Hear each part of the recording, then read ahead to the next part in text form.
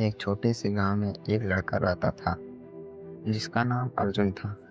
अर्जुन बहुत मेहनती और उत्साही था, लेकिन उसकी एक समस्या थी। वह जल्दी हार मान लेता था। जब भी वह किसी काम में असफल होता, वह निराश हो जाता और उसे छोड़ देता।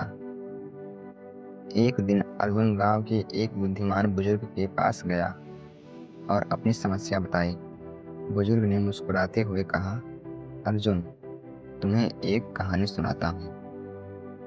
एक बार एक राजा था जिसने एक बड़ा और भव्य महल बनाने का सपना देखा।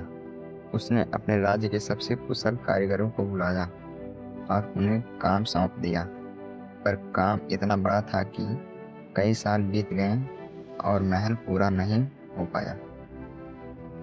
राजा को निराशा होने लगी, लेकिन उसने हार नहीं मानी। वह रोज सुबह उठता और कारीगरों के साथ काम करता, उन्हें प्रोत्साहित करता।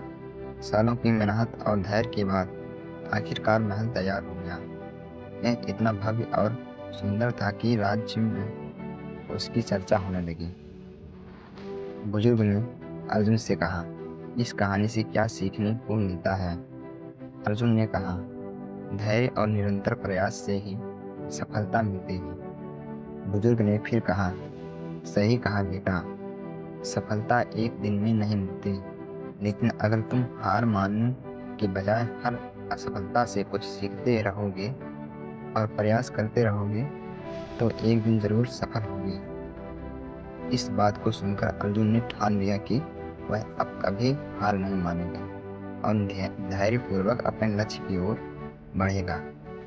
उसने अपने मेहनत और लगन से एक दिन गांव की सबसे सफल व्यक्ति बनने का सपना साकार कर दिखाया।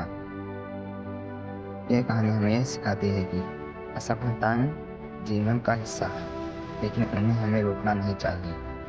धैर्य और निरंतर प्रयास से ही हम किसी भी मंजिल को पा सकते हैं।